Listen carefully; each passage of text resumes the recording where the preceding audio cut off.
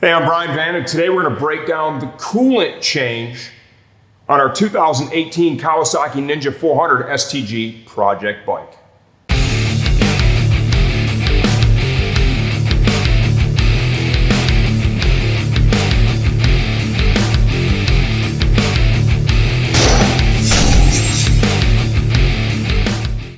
Okay, we're getting ready to take the little Ninja to the racetrack with Sportbike Track Time at Grattan Raceway for its maiden voyage this upcoming 4th of July weekend.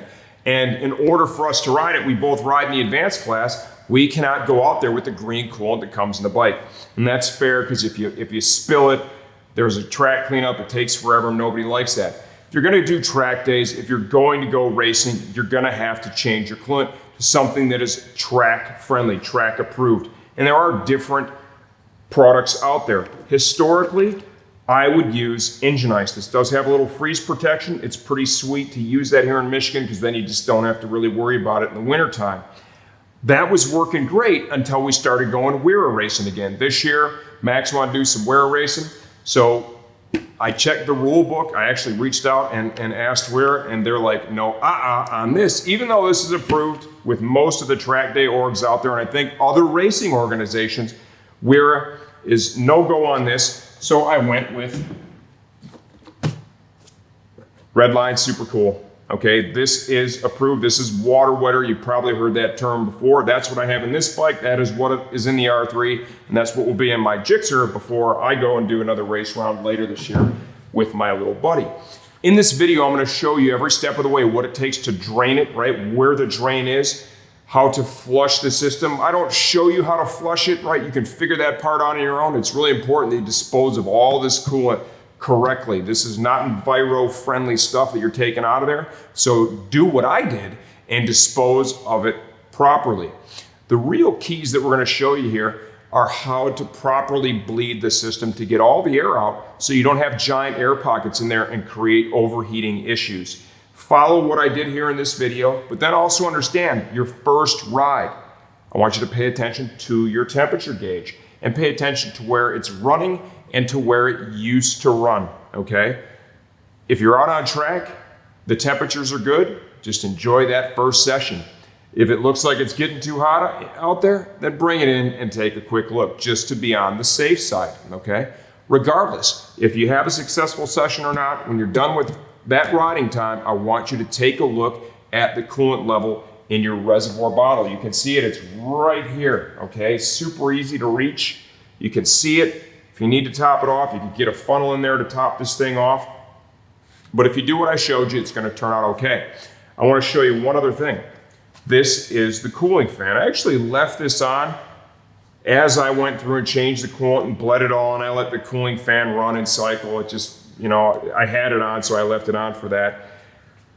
At the end of the day, if you're gonna do track riding only, feel free to go ahead and remove this because you're not gonna be sitting there in traffic and requiring that fan to cool the radiator down. Be cognizant of your temps if you do pull your fan.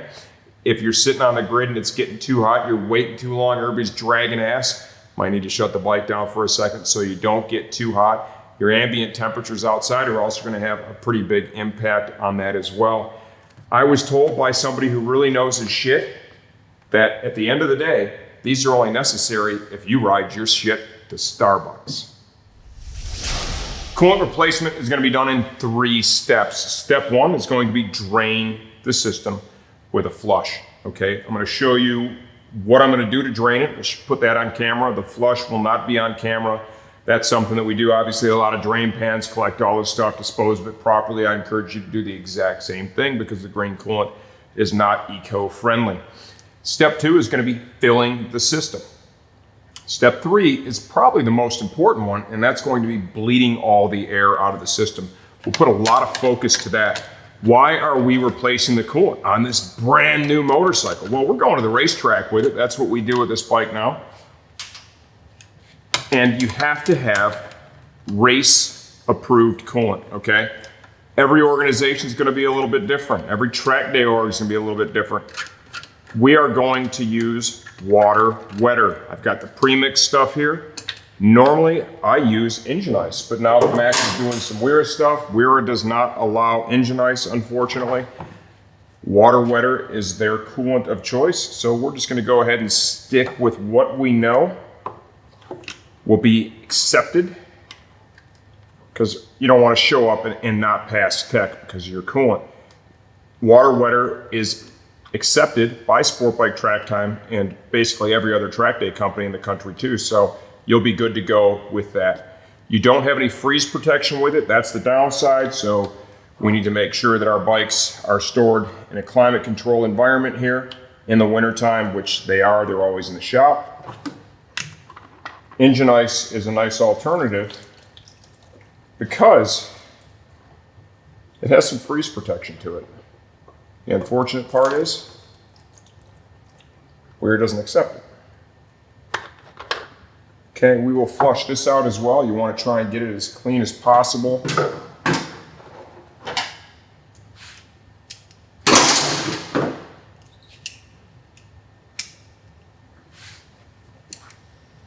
There is a little drain right down here, okay?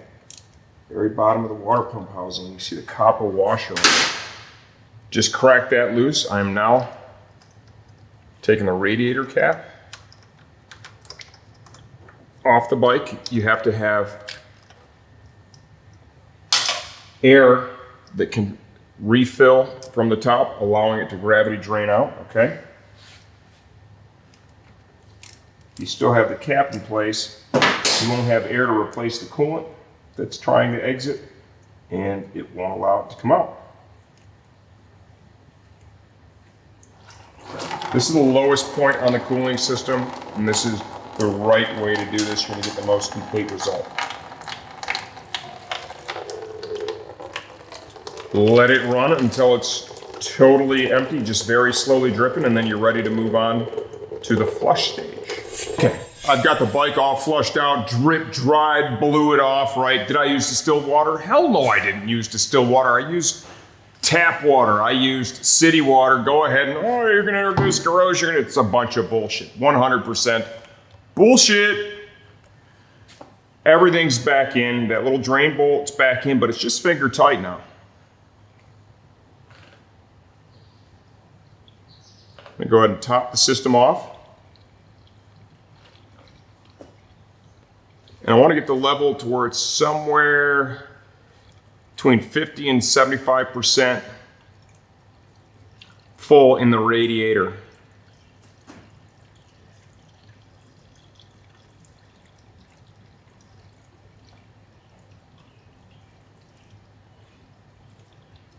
If you do this part right, you won't have to really rely on the actual running the motor and burping it. Okay, so you see I just got it filled up all the way on its own. It's organically, it's going to begin to work some of those bubbles out. Squeeze the hoses, all of them, especially the one at the lowest point like this. You'll see the level go up and down, up and down. And you'll actually hear the water,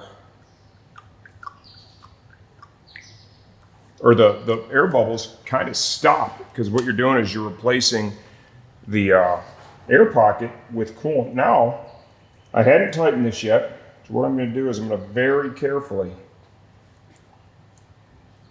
take this out and let the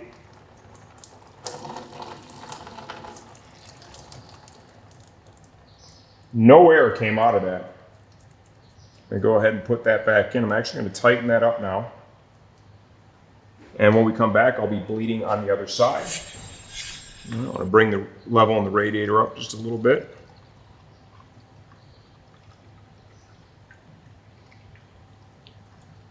Right there. I'm going to come to the other side of the bike, and we'll work this hose same way.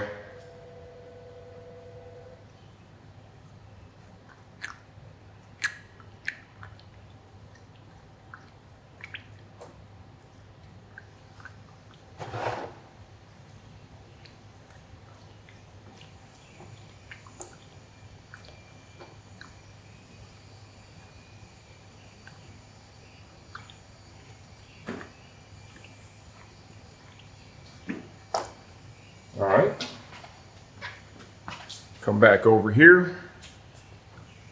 Let's give that lower one a couple more squeezes. Now I'm going to top it off.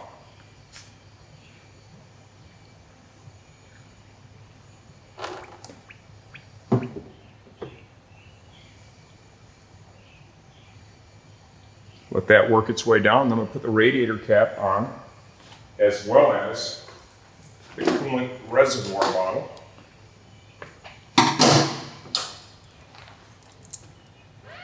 You see that is topped off.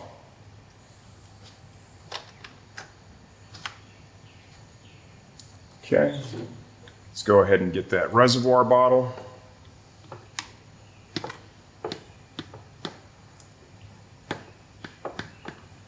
Reinstalled here.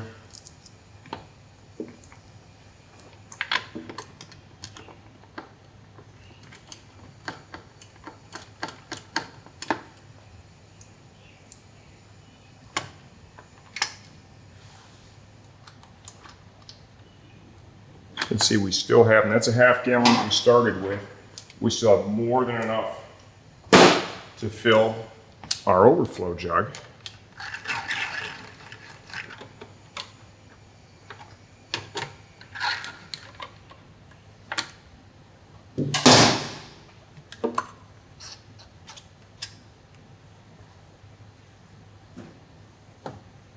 Get that all tied back in the spots that they had it. Okay, all right, that is good to go. Pull the cap. Try to do this without making a mess.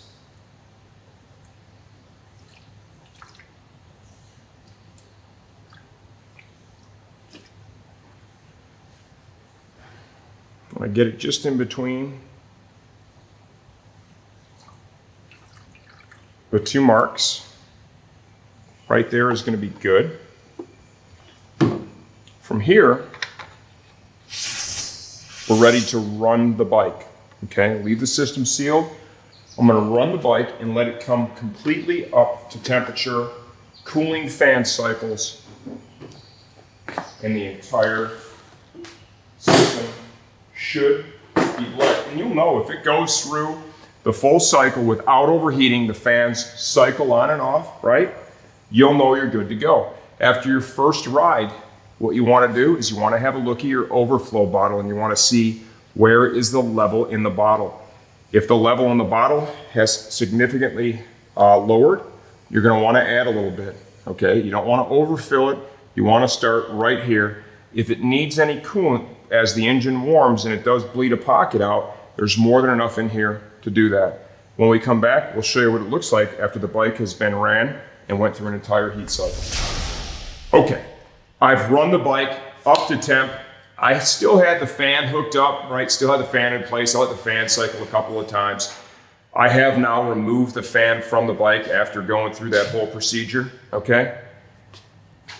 There is my coolant level right there. I've pulled the bottle off and verified that the radiator is full. You do that when it's cold. You want to make sure that it's full cold.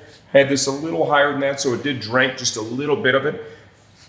Gonna leave the level right there. We'll take it to the track and do our first session on it, right? And then I'll come back and I'll just take a look and see if I have anything left in the bottle or if it's filled. And obviously, we'll keep an eye on the temp gauge while we're on the racetrack. If you have any questions on what it takes to change the coolant, or if you're having issues changing it on your Ninja 400, I answer all the comments on our YouTube channel. Just leave the question right there and I'll get back to you as fast as I can, try and help you get your Ninja just as dialed as ours is now.